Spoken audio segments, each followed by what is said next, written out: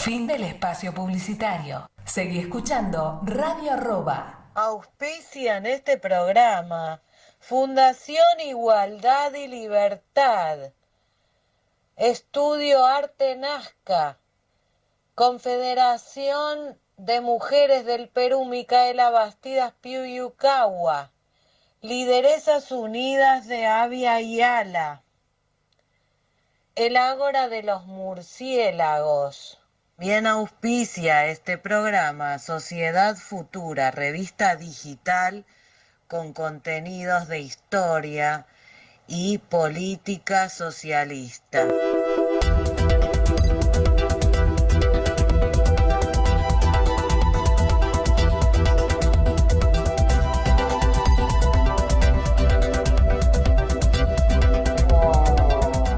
Hola, ¿qué tal?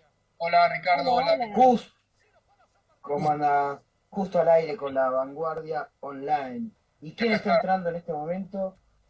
El diputado, flamante diputado, hasta el 10 de diciembre, Gustavo López, un gran amigo, compañero militante, y es vicepresidente. ¿Por qué no puedo? Estos vacíos así, de la ENACOM, ¿no?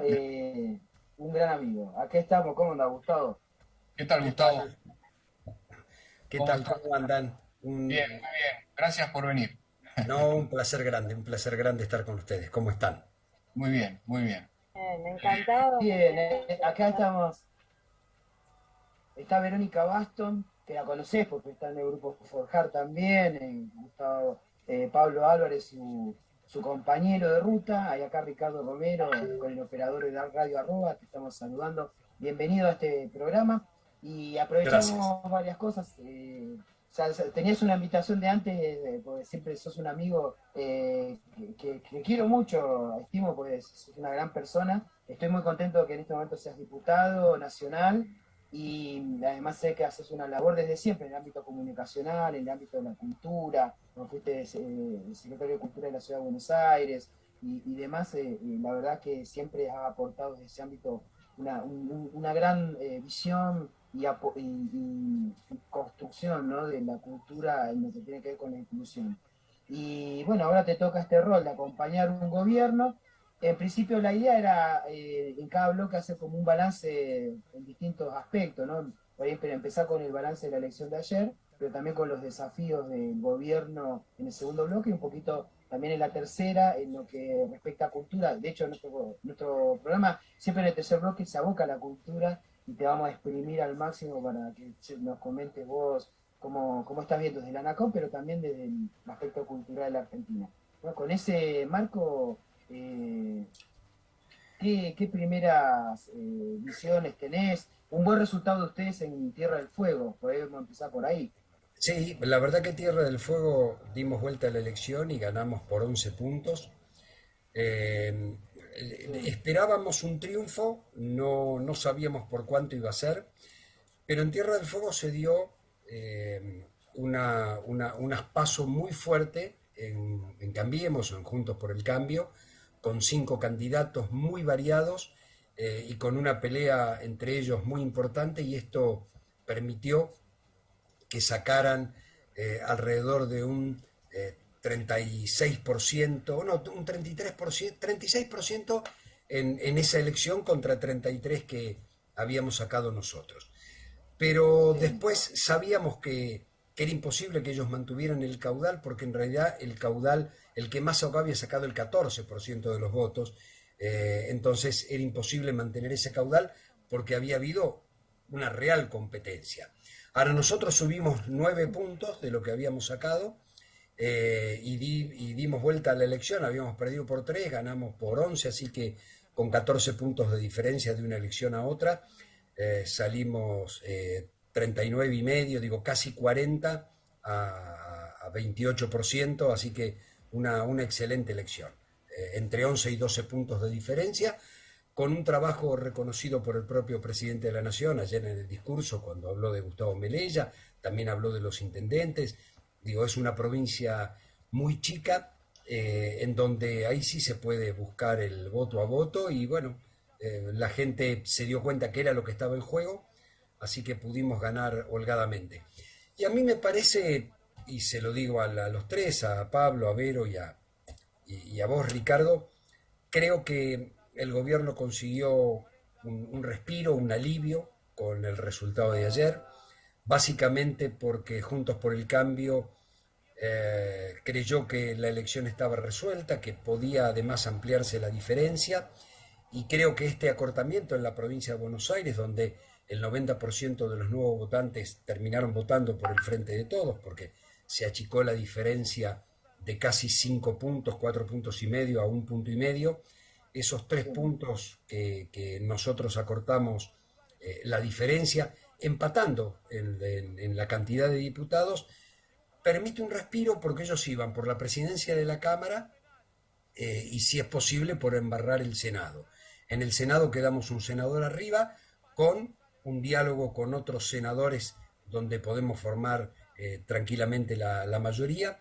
Y en la Cámara de Diputados seguimos teniendo 2 diputados más que Cambiemos, somos primera minoría y con un posible acuerdo con 12 diputados, entre los que están los de Santiago del Estero, pero también están los del Frente Renovador para la Concordia de Misiones, que tienen afinidad ideológica, sobre todo Santiago del Estero, con el gobierno nacional. Así que creo que esto nos da respiro para llevar adelante, porque ahora viene la segunda parte, el programa de gobierno que tenemos que llevar adelante y que la pandemia no permitió llevar adelante y que tiene que ver con las promesas de campaña del 2019 y el cambio profundo que nosotros tenemos que aplicar en materia económica y social entre esta elección y el 2023. El 2023 será de acuerdo a lo que hagamos nosotros, no de acuerdo a lo que haga la oposición. Y además ya sabemos lo que va a hacer la oposición. La oposición estos últimos 2 meses trabajó sobre el mercado financiero, trabajó sobre el dólar clandestino, blue o paralelo, como le quieran llamar, trabajó sobre la cabeza de la gente haciendo creer que acá había una transición, un derrumbe económico, un derrumbe político. Derrumbe político no lo hubo nunca. De hecho, el acto de la CGT y de los movimientos sociales y de todas las fuerzas políticas, porque nosotros vamos a movilizar pasado mañana, esto ya estaba arreglado. Entonces, si hacemos una lectura, hay volatilidad en el voto, tenemos un núcleo duro que nos acompaña, la derecha tiene un núcleo duro que los acompaña, hay un 20% de la población que vota de acuerdo a la situación económica, ni siquiera sí. consideró la pandemia o se consideró el trabajo que se hizo para conseguir las vacunas. En todo caso, hay una lectura que es, esta era una obligación del gobierno conseguir las vacunas. No importa si la vacunación fue un éxito, si el 80% de la población está vacunada, es como que era una obligación. Bueno, tenemos que trabajar sobre el proyecto económico y social, sobre el proyecto de trabajo para que el 2015, lo que dejamos en el 2015, sea un piso y no un techo. Digo, ir a ese piso para conseguir más derechos. Yo creo que la elección tal cual terminó nos da esa posibilidad de recomponer con el fin de la pandemia, o por lo menos la calma de la pandemia, y el legado que nos deja esta elección.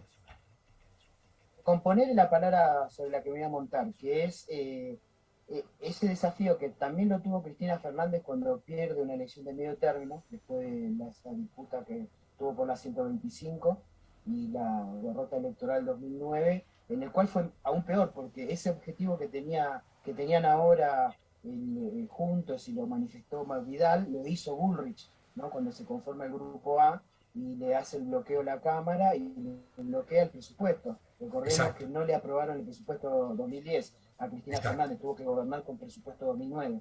Y eso es un salto que se logró, y Cristina Fernández recompuso a partir de política. No es cuando lanza la ley de medios, o sea, la disputa por la ley de medios audiovisuales, cuando sale con una innovación hacia adelante, es algo que reclamó entre estas pasos y esta elección general, y me parece que es el desafío de seguir en esa nueva línea, ¿no?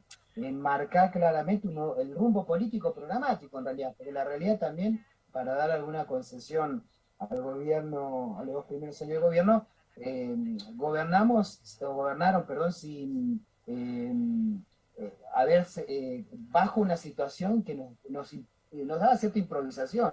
Improvisación en el sentido de que la pandemia fue imprevista. Bueno, ¿no? la pandemia era un hecho desconocido, no solo para nosotros, Claro. sino en el planeta.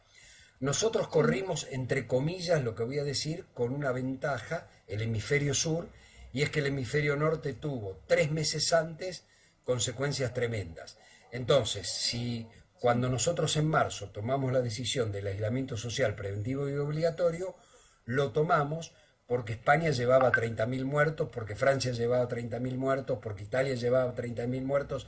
Hay que recordar que en Europa los fallecimientos de los primeros 3 meses fueron catastróficos por no haberse tomado medidas. Acá se tomaron medidas. Claro, con el diario del lunes, no sabíamos si las medidas eran, todos creíamos que era por 3 meses, por 6 meses, no sabíamos cuánto se iba a prolongar. Y obviamente esto tuvo un efecto en la economía, porque, digamos, la parte más álgida de la pandemia llegó sobre el final del 2020 y el principio del 2021. Pero tuvo un efecto en la economía, pero nos permitió, proporcionalmente a la población que tenemos, salvar muchísimas vidas, a pesar de que hubo muchos fallecimientos. Cuando uno ve el caso de Perú o el caso de otros países con menor población y los efectos que tuvo la pandemia, bueno, aquí se hizo todo lo que se tenía que hacer. Me parece que ahora, fíjate vos, cuando nosotros llegamos al gobierno, había 3 cosas para atacar de manera urgente. El hambre, estábamos con un 40% de la población debajo de la línea de pobreza y con más de la mitad de los chicos debajo de la línea de pobreza. Había que atacar el hambre, salió la tarjeta alimentaria. Había que salir a renegociar la deuda, porque si no había que entregar la llave de la Argentina. El país es inviable con el pago de la deuda.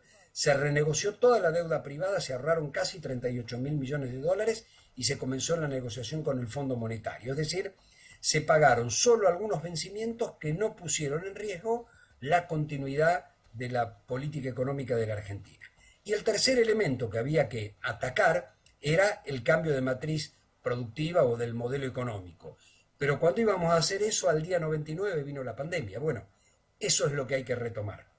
Hay que retomar ese cambio de matriz en un contexto macroeconómico donde en este momento el país tuvo un rebote del 9,1% de crecimiento de su Producto Bruto Interno, un casi 3% de crecimiento del empleo formal. Bueno, tenemos que aprovechar el superávit de caja, es decir, el superávit de la balanza comercial, para llevar adelante un cambio de paradigma en materia económica y social. Entonces, se gana con la política que prometimos que íbamos a hacer en el 2019, no con las recetas del fondo o de la derecha, en un contexto de derechización de las ideas políticas en nuestro país. Preocupante. Vamos a sí, preocupante, y vamos a retomarlo en un ratito, luego de esta pequeña pausa que tenemos en La Vanguardia Online. Estamos con el operador que nos va a poner en pausa. Agrupaciones que patrocinan a La Vanguardia Online. Lideresas Unidas de Abya Yala, agrupación de mujeres líderes de toda América Latina, de arte, derechos humanos y culturas. Confederación de Mujeres del Perú, Micaela Bastidas Piuyucagua. Organización Social de Mujeres de Feminismo Comunitario del Perú.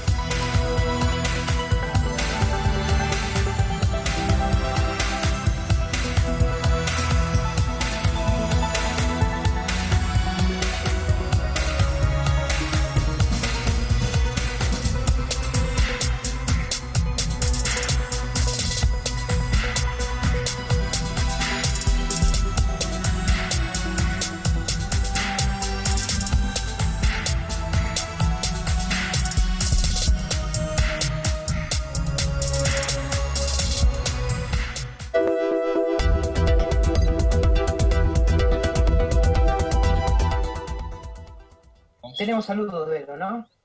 Sí, tenemos saludos de Dionisio Valladares de Venezuela, compañero nuestro de la Fundación Igualdad y Libertad, que nos está escuchando, Laura Baston, María de los Ángeles de Chiarelli, a todas las lideresas unidas, agrupación de mujeres derechos humanos, artes y culturas que presido, que tengo el honor, y estábamos escuchando en el corte de nuestro músico aquí presente, música original, el tema Aurelia de Star Cluster, Pablo Álvarez, el disco, el álbum Seres en Seres, que los invitamos a escuchar vía La Vanguardia Online, que está en YouTube.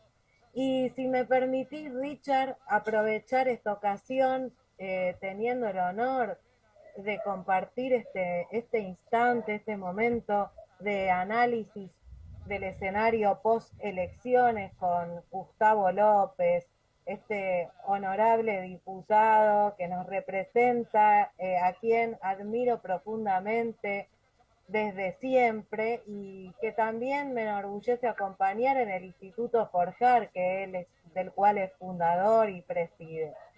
Gustavo, ¿qué tal? ¿Cómo te va? ¿Qué tal, Vero? ¿Cómo estás?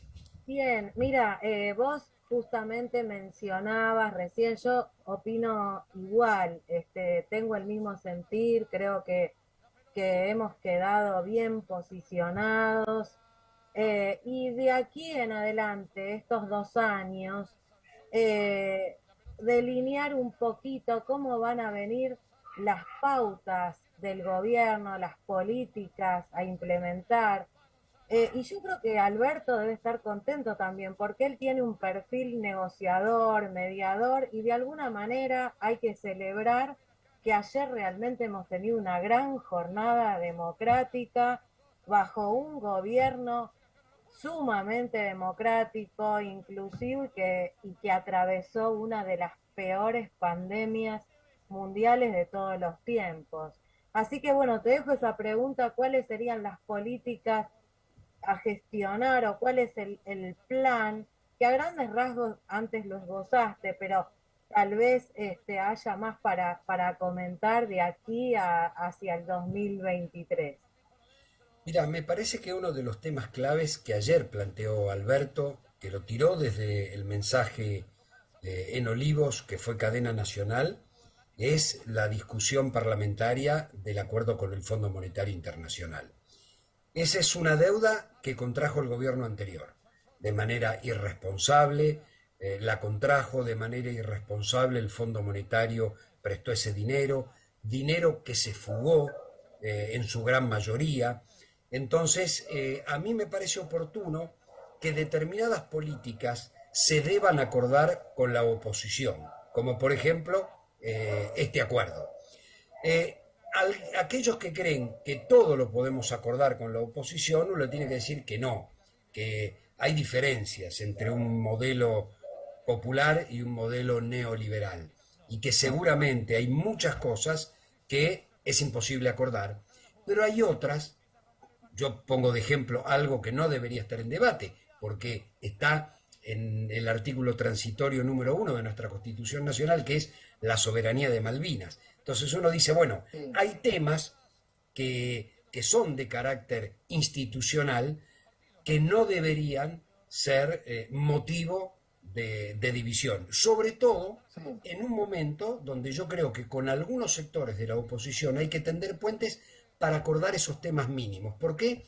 Porque, aunque después lo analicemos, hay una derecha antidemocrática, por lo menos con un discurso absolutamente antidemocrático, como el de Milei y como el de Esper, que en situaciones de crisis como es la pandemia, es decir, en situaciones de catástrofe, pueden prender. E incluso prenden en gente que no se da cuenta de lo que está escuchando, que no se da cuenta que le están diciendo que quieren echar a 1,5 millones de empleados públicos, que los ricos no van a pagar impuestos y el impuesto va a estar en el trabajo, que no van a tener indemnización y no va a tener derechos laborales. Sin embargo, sacó un porcentaje importante en las villas de la ciudad de Buenos Aires. Entonces, yo lo que creo es que hay políticas como el acuerdo con el fondo, que tiene que ser responsabilidad del sistema político, porque fue responsabilidad del gobierno anterior. Y hay otros que si podemos acordar líneas generales, lo haremos. Y si no, lo que nosotros tenemos que llevar adelante es la política por las cuales el pueblo nos votó. Digo, en materia económica y social es muy difícil que pueda haber un acuerdo, por lo menos con el PRO. Quizás sí con algún sector del radicalismo. Lo que pasa es que hay que ver el radicalismo a qué juega. Si va a jugar a su historia ideológica o va a jugar a debilitar al gobierno. Y ahí no hay un radical. Perdón, Ricardo. Ya hay tensión al interior, ya hay tensión y debate dentro del... Pero fíjate vos lo siguiente.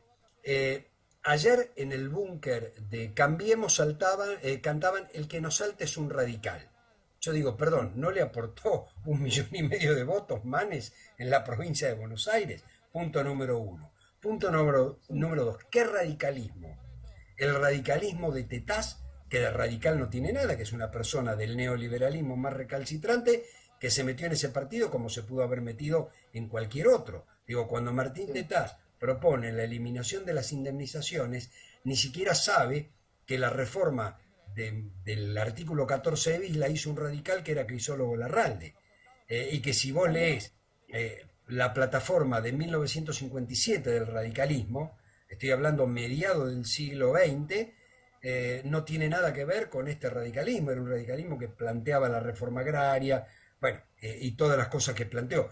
Hoy se cumple un aniversario de la anulación de los contratos petroleros por parte de Ilia.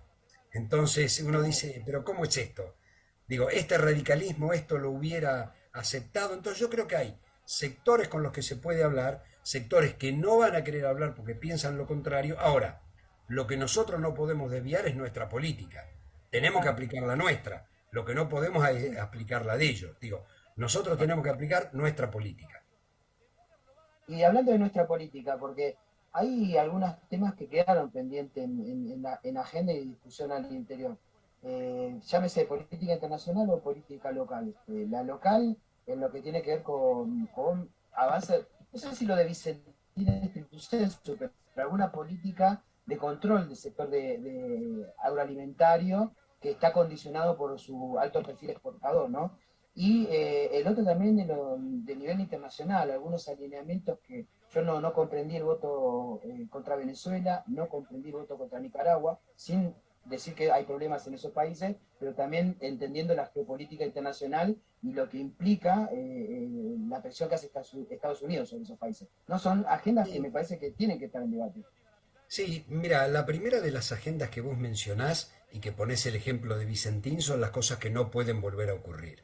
Digo, Vicentín era una idea maravillosa, la intervención de Vicentín, porque había hecho un fraude al Estado y un fraude a los acreedores, que incluye al Estado, pero digo, a todos los productores que le habían vendido, se fugaron la plata, se la robaron a los productores y se la robaron al Estado, hay delitos penales de por medio, y lo que el presidente pretendía era salvar la empresa para que no quedara en manos de los acreedores extranjeros, ¿sí? Y que se extranjerizara aún más la producción de alimentos en la Argentina. Ahora, eso necesita una táctica, eso necesita una estrategia, que no hubo.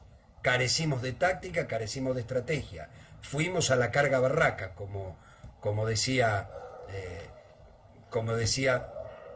el ay, ahora no me sale. Estamos como que bueno, pero a lo que voy es, digo, fuimos a los ponchazos y no podemos ir a los ponchazos. Entonces, ahora a mí me parece que no solo lo que está haciendo Feletti es correcto por 90 días del congelamiento para, digo, esto es como frenar con la caja de cambio, digo, además de apretar el pedal de freno, clavamos la caja para que frene la inercia. Ahora, no alcanza con esa política. Me parece que hay que sentarse y hacer un análisis de las estructuras de costos. ¿Para qué? Para que si algún producto aumenta, aumente por estructura de costos, no aumente por especulación financiera, no aumente por especulación cultural con la cultura del dólar y la volatilidad de nuestra moneda en nuestro país. Y me parece que, bueno, que esas son las primeras grandes decisiones que tenemos que tomar. Digo, Nosotros nos pusimos como meta que el salario estuviera por arriba de la inflación.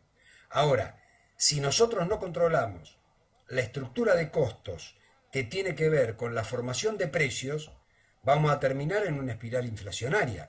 Porque si vos Claro. a cada aumento de precio le respondés con un aumento de salario, va a haber después otro aumento de precios. Y no porque haya una relación entre el aumento del salario y el aumento de determinados costos. Porque en algunos sectores agroindustriales el costo del salario es ínfimo respecto de la producción.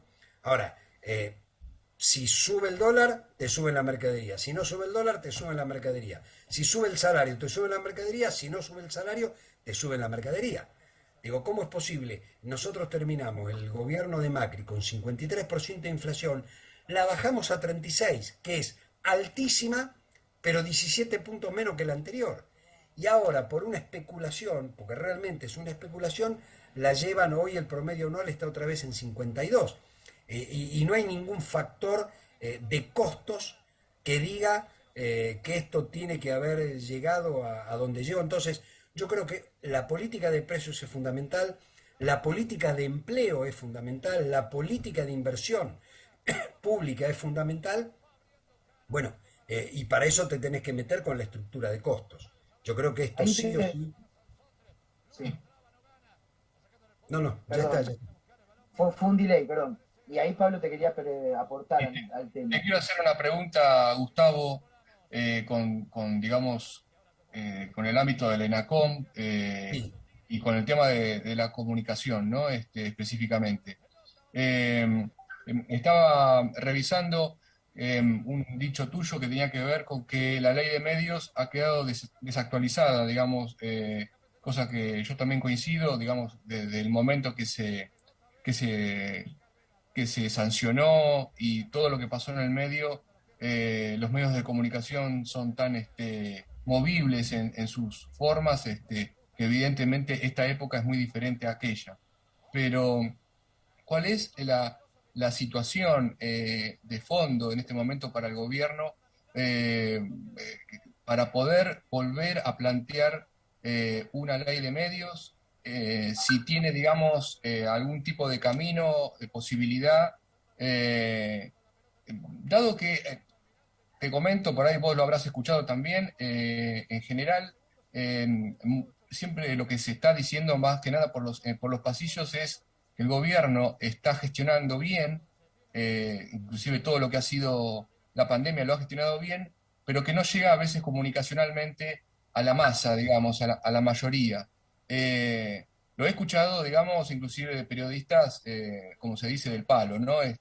Que han ido a ese punto. Inclusive nuestra crítica interna en general tiene que ver con la que a veces hasta se patea en contra comunicacionalmente cuando debería, ¿no? Eh, Tener un poquito más de afinidad con el gobierno. ¿Cuál es la situación que vos estás manejando con todo este tema?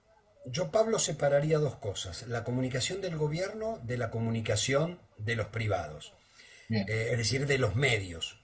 La comunicación del gobierno es responsabilidad del gobierno, no es un área del ENACOM, es un área de la Secretaría de Medios, de la Jefatura de Gabinete, digo, de todas las áreas que componen la comunicación oficial.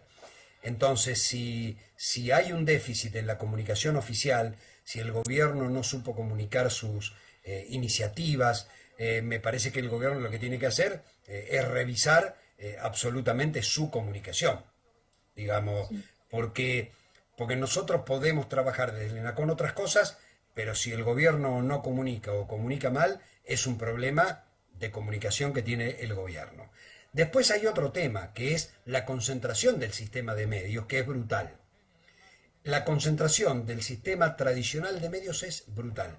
Mi opinión personal, yo la llevé al seno del ENACOM, en lo que respecta al ENACOM, pero también lo he manifestado a título personal en la Cámara con mis compañeros de bancada o de frente político. Yo creo que hay muchas herramientas que tenemos que utilizar para ayudar a la democratización de la comunicación porque hace a la calidad de la democracia. Digamos, la comunicación no es fabricar tornillos, que si no me gustan los de esta ferretería me voy a la otra, Si vos tenés una concentración de medios tan brutal, lo que tiene que hacer un Estado, no estoy hablando del gobierno, lo que tiene que hacer un Estado, que lo hace en Estados Unidos, que lo hace en Inglaterra, que lo hace en Francia, que lo hace en Alemania, pero que no se hace en la Argentina, es abrir el sistema de medios a más voces. La Ley de Servicios de Comunicación Audiovisual tenía ese objetivo y quedamos a mitad de camino. Bueno, me parece que hay políticas del ENACOM que tenemos que llevar adelante, que dan la posibilidad de licitar canales de televisión y radio, y me parece que hay que ir por ese camino. Y después hay otras herramientas que no son del ENACOM, que tienen que ver o con el gobierno nacional o con el Congreso, y que tienen que ver con rever la pauta publicitaria. Digo, aquí en la pauta publicitaria se está usando un criterio. El criterio no es ni bueno ni malo, es un criterio, y es, bueno, si yo tengo que comunicar algo, para aclarar, la pauta publicitaria es, bueno, ¿cuánta plata voy a poner para comunicar, ya sea a través de un aviso en un diario o en un canal de televisión o una radio, lo que yo quiero decir? Uno puede elegir como criterio ir por los medios de mayor audiencia, vas a comunicar a mayor cantidad de gente, pero por otro lado vas a consolidar ese sistema de medios que además políticamente cada uno juega. O podés tener un criterio de repartir la pauta en 3, en 2, en 4, en lo que se te ocurra, en donde le des una parte al sistema de comunicación no comercial, que le des otra parte al sistema pyme o cooperativo y que le des otra parte a las empresas grandes. Entonces, si vos dividís en 3/3 o en 2 mitades, bueno, te va a quedar más repartido. Pero además yo creo que al sector comunitario, pyme, hay que ayudarlo con créditos blandos, con subsidios. Y alguien me dirá, ¿por qué hay que ayudar a la comunicación comunitaria? Si tenés una radio, andá y competí. Bueno, porque hace a la calidad de la democracia. Digamos, todos los países tienen normas que regulan, no los contenidos, cada uno dice lo que quiere, sino cómo se distribuye el aire para que haya un equilibrio. Bueno, en nuestro país ese equilibrio no existe, porque se rompieron todas las reglas, hay que recrearlo. Entonces yo creo que son dos cosas. Recrear ese equilibrio con una serie de herramientas. Perfecto. Bien, vamos un ratito a una pausa, justamente porque es lo que necesitamos para mantener el programa. Los auspiciantes. Estamos aquí y volvemos en 2 minutos. Estoy con el operador que nos manda a escuchar los temas musicales y los auspiciantes. Sponsors educativos que auspician La Vanguardia Online. IANCA, Instituto Argentino de Negociación, Conciliación y Arbitraje. El Ágora de los Murciélagos, biblioteca virtual esotérica donde tenés toda la información oculta a tu alcance. Tarot de Verónica Elizabeth al 1127397407 para consultas online y para cursos virtuales de tarot.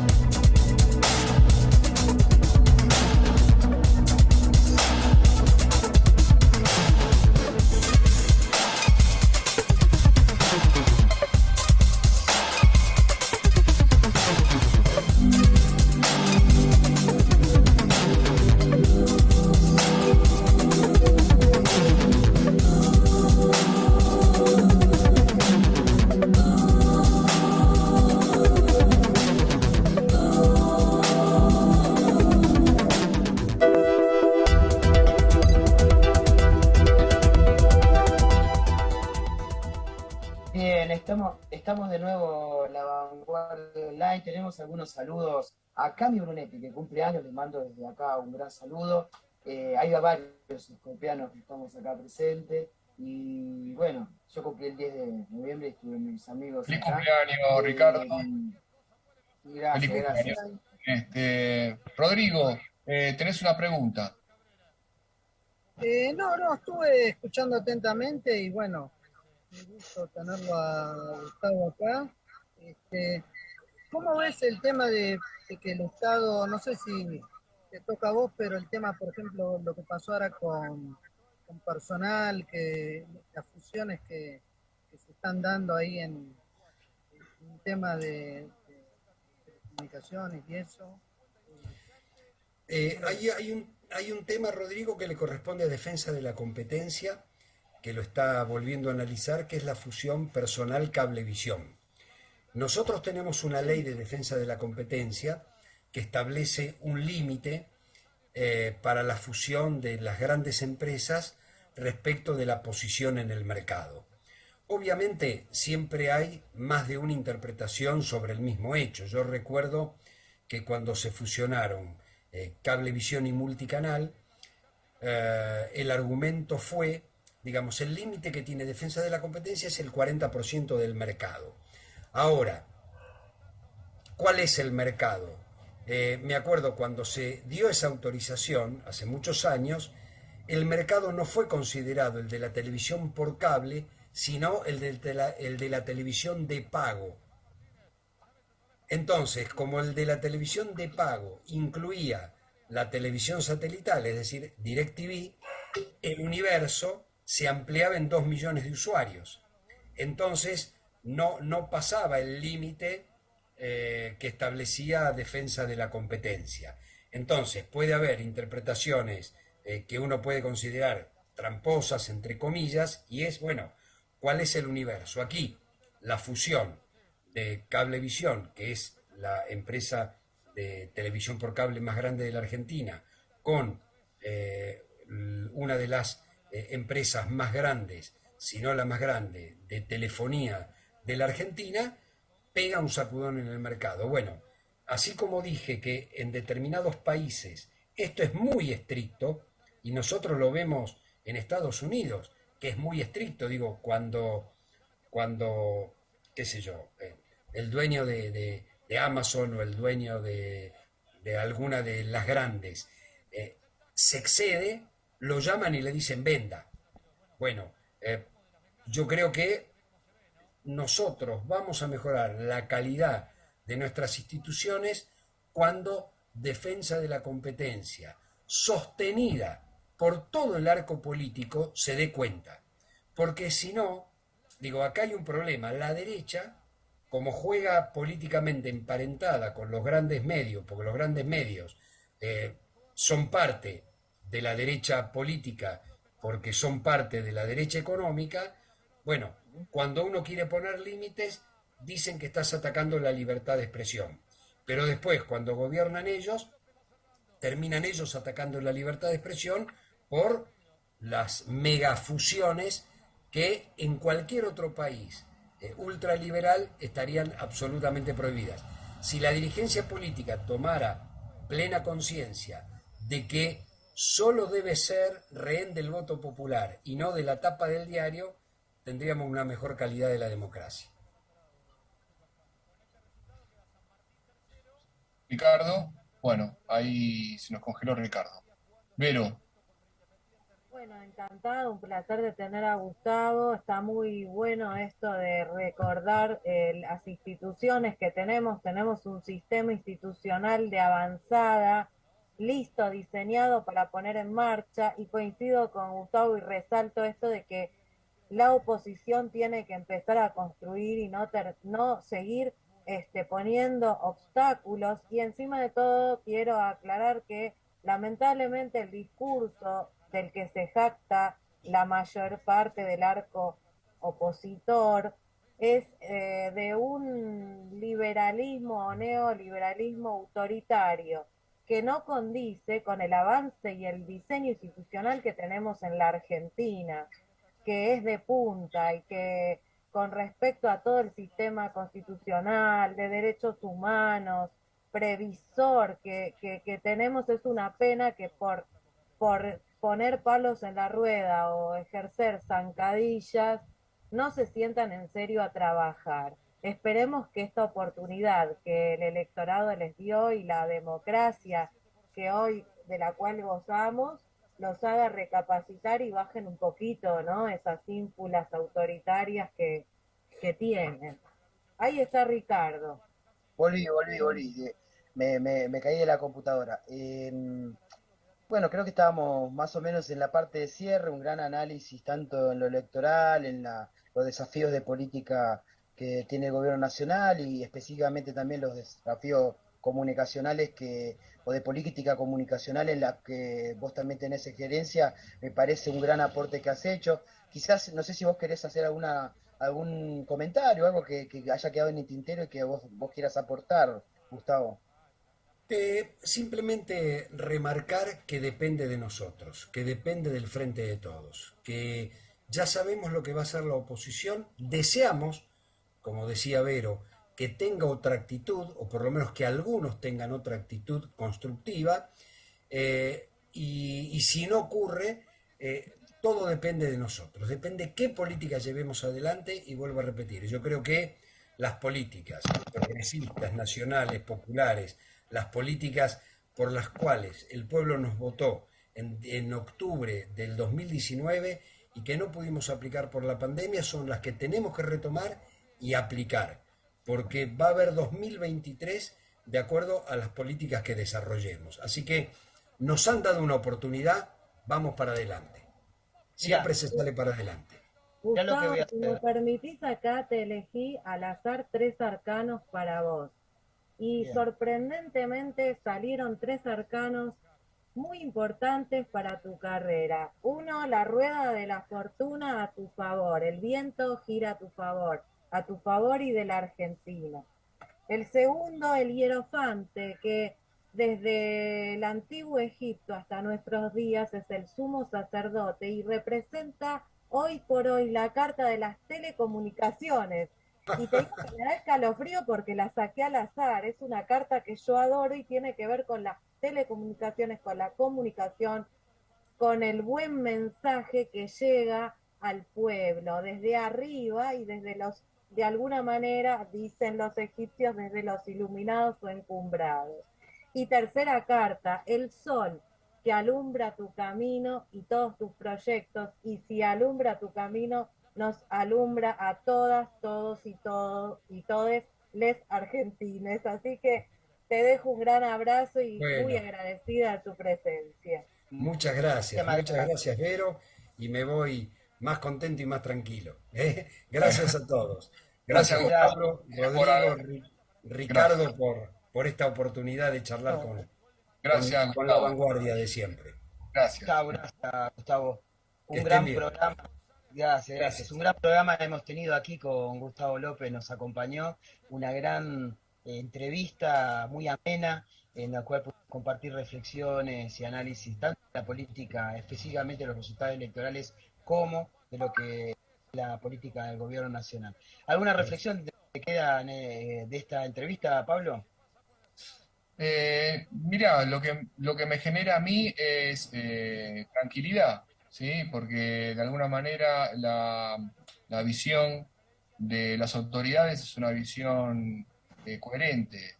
Yo lo que he notado con estas elecciones es que de alguna manera el Frente de Todos se hizo una especie de autoescaneado de la situación y sondeó al electorado en función de las prioridades que si bien las sabe el gobierno, con la pandemia se corrieron. Entonces, de alguna manera, uno puede decir, bueno, se puede ser optimista con lo que sucedió, mínimamente sí. Yo creo que comunicacionalmente hay un deber que es justamente visibilizar todo lo que se va haciendo, ¿sí?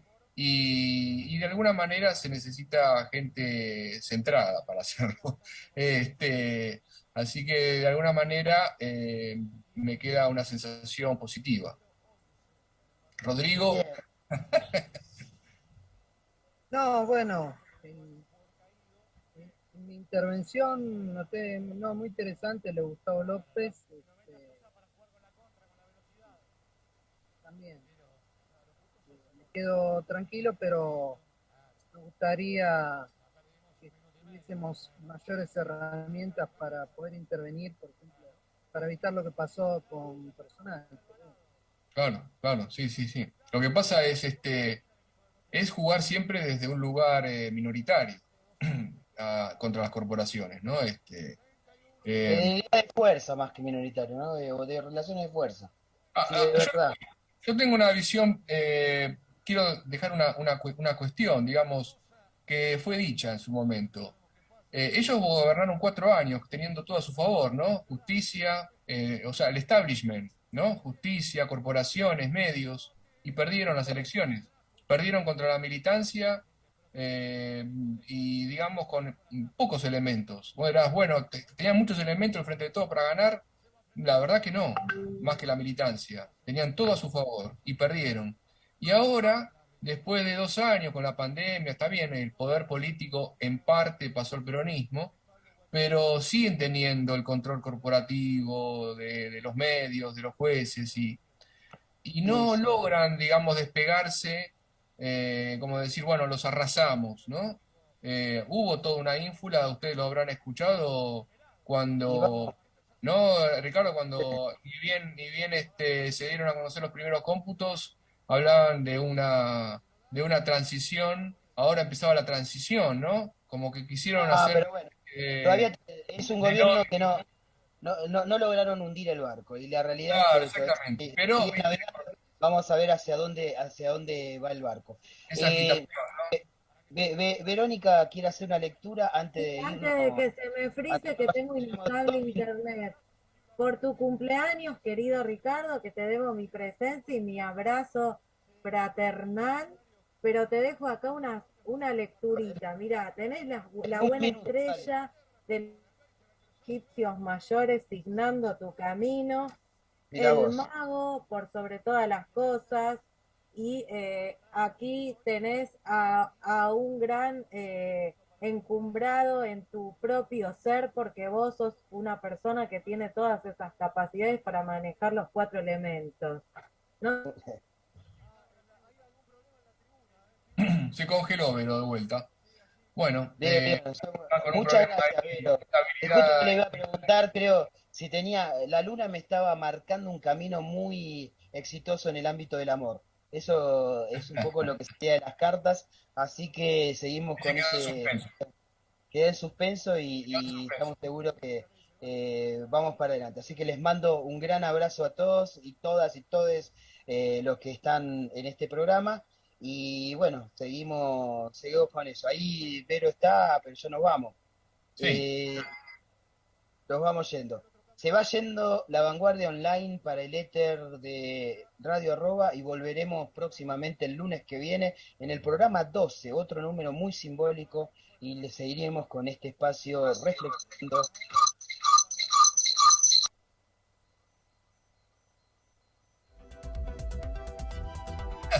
chao.